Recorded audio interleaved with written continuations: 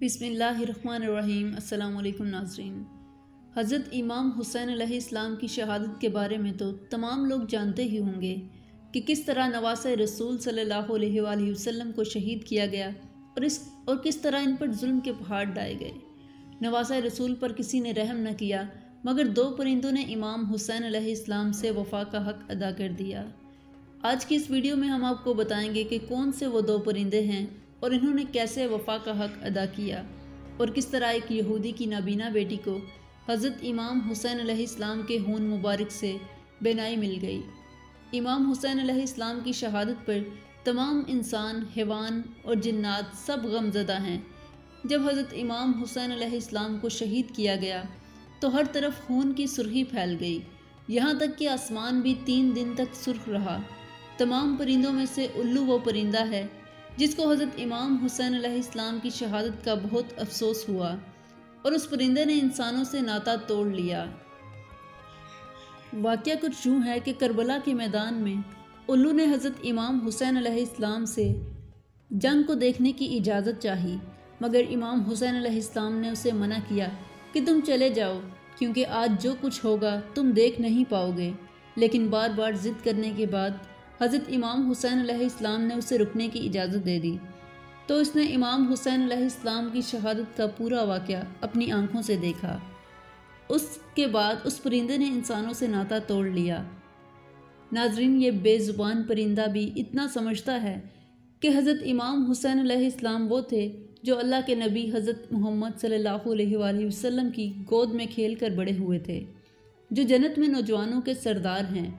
ایک بے زبان پرندہ یہ بات سمجھتا ہے، پر افسوس کہ کافر دماغ اور زبان رکھتے ہوئے بھی یہ نہ سمجھ سکے۔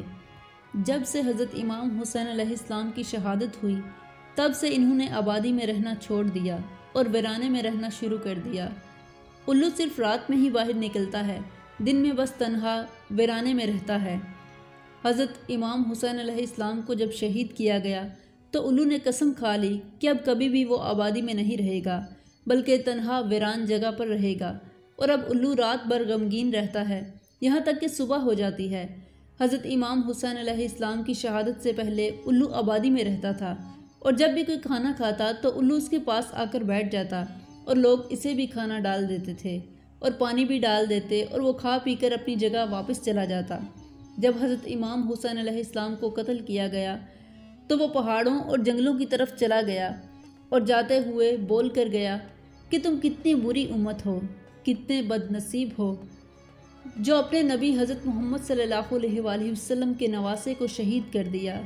پھر میں تو ایک پرندہ ہوں، تم سب میرا کیا اچھا سوچو گے، بہتر ہے میں اپنی حفاظت خود کروں۔ اور یہ بول کر وہ چلا گیا۔ اب وہ سارا دن کچھ کھاتا پیتا نہیں، دن کو روزہ رکھتا ہے، جبکہ شام کو حضرت امام حسین علیہ السلام کی شہادت کی یاد میں غمزدہ رہتا ہے۔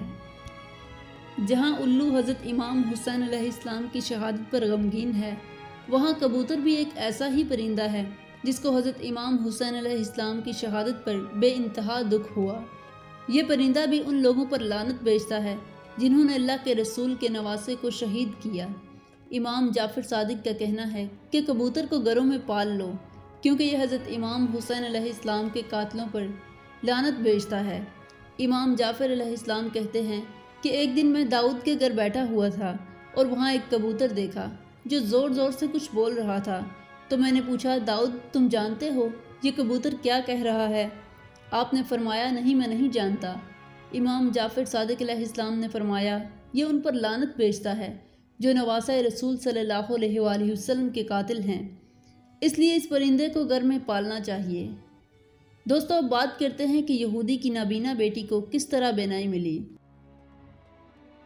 کہا جاتا ہے کہ یہودی کی ایک نابینا بیٹی تھی جو بہت خوبصورت تھی مگر آنکھوں کی بینائی سے معذور تھی۔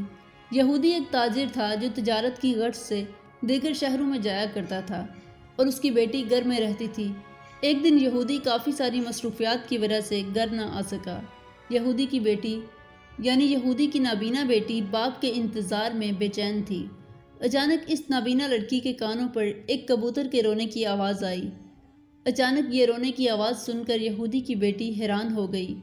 ایک تو اس کو اپنے والد کی یاد ستا رہی تھی، دوسرا اس کبوتر کا رونا کچھ اچھا محسوس نہیں ہو رہا تھا، تو وہ اپنے باپ کی تلاش کے لیے گھر سے باہر نکل گئی۔ وہ ایک درخت کے نیچے سے گزری، اچانک سے کبوتر کے رونے کی آواز اس کے کانوں میں گونج رہی تھی۔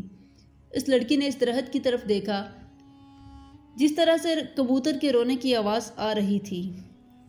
دراصل یہ وہ کبوتر تھا جس نے امام حسین علیہ السلام کی شہادت کے وقت امام حسین علیہ السلام کے خون سے اپنے پروں کا رنگا تھا۔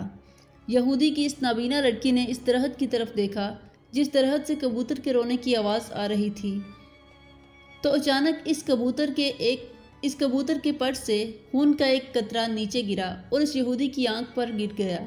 اس خون کے قطرے کے گرنے سے اس یہودی کی نابینا بیٹی کی ایک آنکھ میں بینائی آ گئی، تو اچانک دوسرے پر سے دوسرا قطرہ گرا اور وہ خون کا قطرہ یہودی کی نابینا بیٹی کی دوسری آنکھ میں گرا، جس کی وجہ سے اس کی دونوں آنکھیں ٹھیک ہو گئیں۔